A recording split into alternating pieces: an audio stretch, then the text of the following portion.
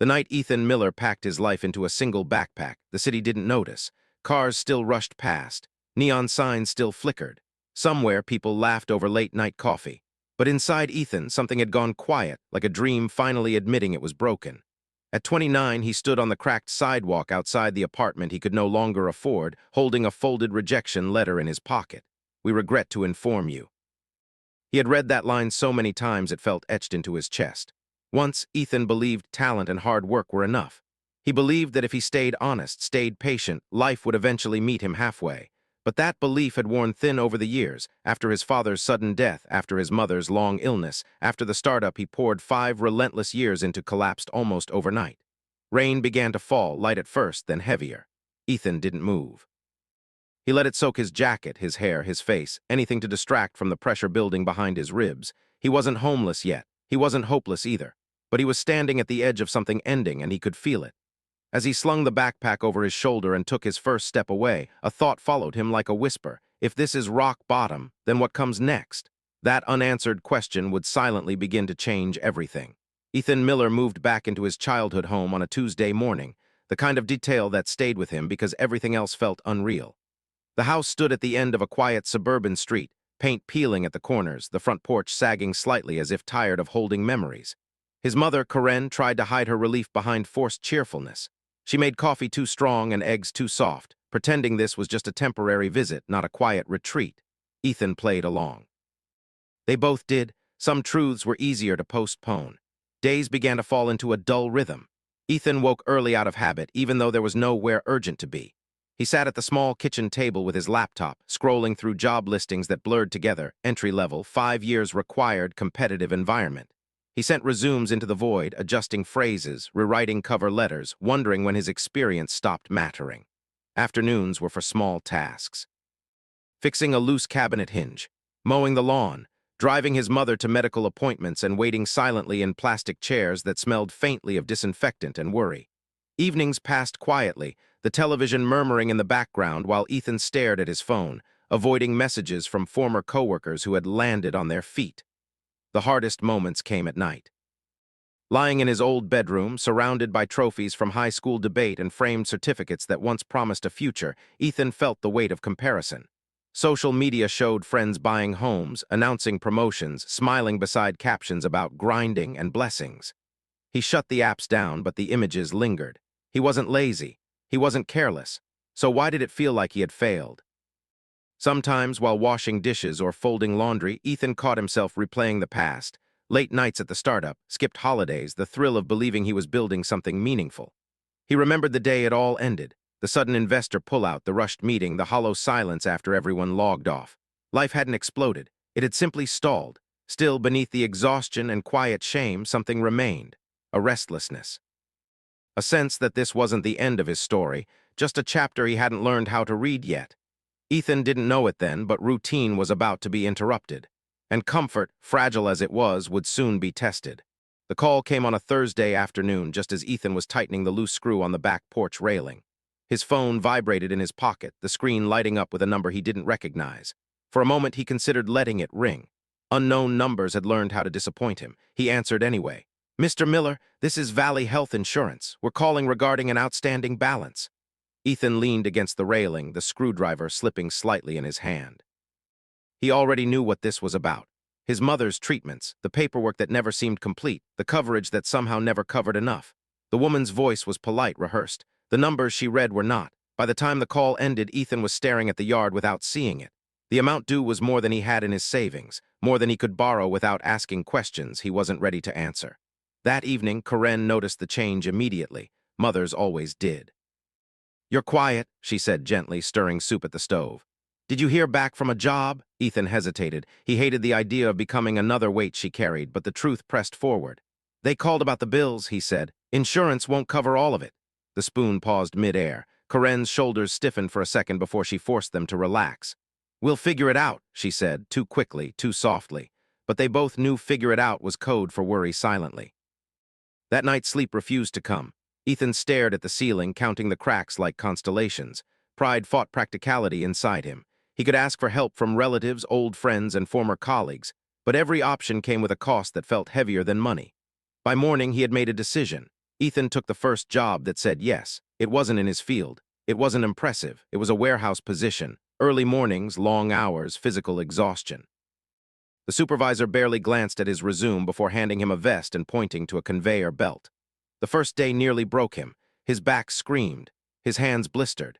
The rhythm of the machines was relentless, uncaring. Around him, people worked with practiced silence, each carrying their own unseen burdens. During lunch, Ethan sat alone, eating a sandwich he barely tasted. He watched the clock, wondering how 5 years of ambition had led him here. That evening, as he collapsed onto his bed, muscles aching, doubt crept in. What if this is it? What if this is as far as I go now? For the first time, the fear wasn't about failing again. It was about never rising at all. And deep inside, something cracked, not loudly, but enough to be felt. The warehouse didn't get easier, but Ethan did. After 2 weeks, his hands stopped blistering. His body learned the rhythm of the conveyor belts, the weight of the boxes, the quiet rules of the floor. He stopped counting hours and started counting breaths. It wasn't dignity he found there, but endurance. And that, he realized, mattered too. One evening during a break, Ethan noticed a man a few years older than him struggling with a jammed scanner. People passed by without stopping. Instinct kicked in before pride could interfere. "Hey, mind if I take a look?" Ethan asked. The man shrugged. "If you can make sense of it, be my guest." Ethan studied the error message. It was basic software logic, the kind he'd once handled without thinking. He rebooted the system, adjusted a setting, and the scanner beeped back to life. The man's eyebrows lifted. "Huh, what you do?" "Just spoke its language," Ethan said, half smiling. Word traveled faster than he expected. Within days, coworkers were asking him to fix terminals, explain tracking errors, and simplify workflows. The supervisor noticed too. One afternoon, she pulled Ethan aside. "You've got skills beyond lifting boxes," she said. "Ever thought about process coordination?" Ethan hadn't. Not here, not anymore. She offered him a trial shift, less lifting, more problem solving, a slight pay bump.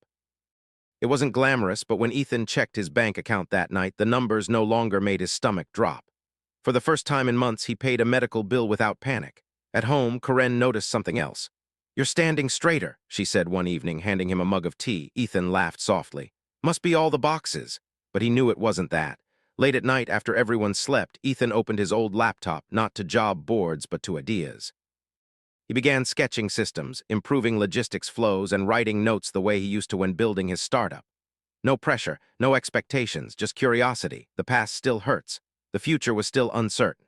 But something small had shifted. Ethan wasn't just surviving anymore. He was remembering who he was, someone who could adapt, learn, and quietly rebuild. And sometimes, a small victory was all it took to remind a broken dream how to breathe again. The email arrived on a night when Ethan almost didn't check his inbox. He had just finished a double shift, his body heavy with exhaustion, his mind foggy but restless. Out of habit more than hope, he refreshed his email and froze. The subject line read, "Opportunity to rebuild." It was from Lucas Reed, one of his former co-founders, the same man who had gone silent when the startup collapsed. The same man whose name still carried the weight of unresolved anger. Ethan opened it slowly. Lucas had secured new funding, shorter this time. Cautious investors. He wanted to relaunch leaner, smarter, and he wanted Ethan back. The words blurred as old emotions surged. Excitement fought bitterness. Hope clashed with memory. 5 years of sacrifice echoed in his chest, the nights, the arguments, the trust that had once felt unbreakable. At dinner, Ethan pushed food around his plate, barely tasting it. Karen watched him carefully. "What's going on?" He told her everything. She listened without interrupting, then asked a single question. "What do you want?" That night, Ethan didn't sleep. He remembered the thrill of building something from nothing. He also remembered the meeting where everything fell apart, the way promises dissolved under pressure, the way people disappeared when things went wrong. The warehouse job gave him stability. His mother needed him. Walking away from certainty felt reckless, but staying safe felt like slowly suffocating. Next morning, he met Lucas at a quiet cafe. Lucas looked older, tired, more careful. "I messed up," Lucas said plainly. "I moved too fast. I didn't protect the team. I don't expect forgiveness, but I'm asking for a second chance, not just for the company, for us." Ethan stared into his coffee. This wasn't just about business. It was about trust. "If this fails again," Ethan said, "I lose more than money." Lucas nodded. "So do I." The decision pressed on Ethan's chest like a weight. If he said yes, he risked reopening wounds. If he said no, he might always wonder what if. That evening, Ethan stood alone in his childhood bedroom, surrounded by old trophies and unfinished dreams. He realized something then. Avoiding pain hadn't protected him. It had only delayed it. The struggle wasn't between success and failure. It was between fear and growth. Ethan sent one final message to his warehouse supervisor, thanking her for the opportunity. Then he opened his laptop and typed 3 words in reply to Lucas's email. "Let's do it right." The leap terrified him, but for the first time it felt honest. The months that followed were anything but easy. Ethan Miller returned to the startup world, but this time with lessons carved deep into his bones. He approached each challenge differently. Mistakes no longer felt like the end of the world. They were signals to learn, adapt, and move forward. His past failures had become tools rather than chains. He worked long hours, but differently now. Instead of sacrificing sleep, meals, or his mental health, he organized his time, delegated when necessary, and learned to say no. He rebuilt not only the company but also the trust he had lost in himself. The prototype of their new product launched quietly. It wasn't perfect. Investors grumbled, customers had questions, but the team, the same people who had once felt defeated, began to feel pride again. And for Ethan, that pride was sweeter because it wasn't naive, it was hard-earned. At home, things improved too. Corinne's health stabilized, and she smiled more often, knowing her son was thriving not just financially but emotionally.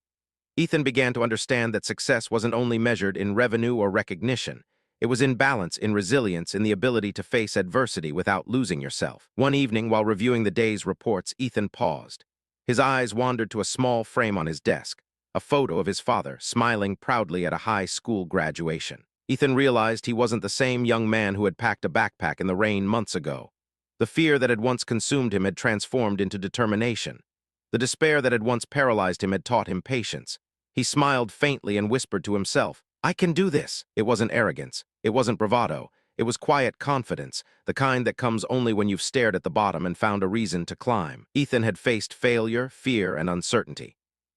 He had stumbled, learned, and stood back up, not unbroken, but stronger, wiser, and more aware of his own resilience.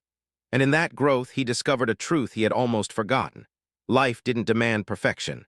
It demanded persistence. Years later, Ethan Miller stood on the small stage of a local entrepreneurship seminar, speaking to a room full of hopeful, anxious faces. Some wore suits, others wore paint-stained overalls. Some were young, some older. All of them carried dreams, some broken, some fragile. Ethan shared his story, not the glamorous version, not the overnight success myth, but the real one. The nights spent in a childhood bedroom, the warehouse shifts that left his muscles aching, the fear of failing again, and the slow, quiet rebuilding of trust, skills, and hope. "I failed," he told them, his voice steady, "more times than I can count. But failure isn't the end, it's a teacher. And hope isn't something you wait for, it's something you decide to act on every day." He paused, letting the words sink in. Some of you may feel like your dreams are broken beyond repair. Maybe they are for the life you imagined, but that doesn't mean they're over. Life always gives you a chance to start again, sometimes in ways you couldn't predict. What matters isn't avoiding failure, it's what you do after it.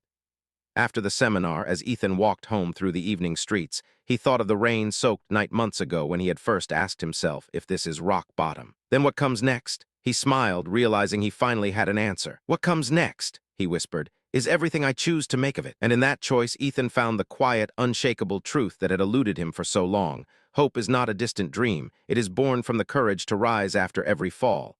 No matter how many times life breaks you down, there is always a way forward, always a new beginning.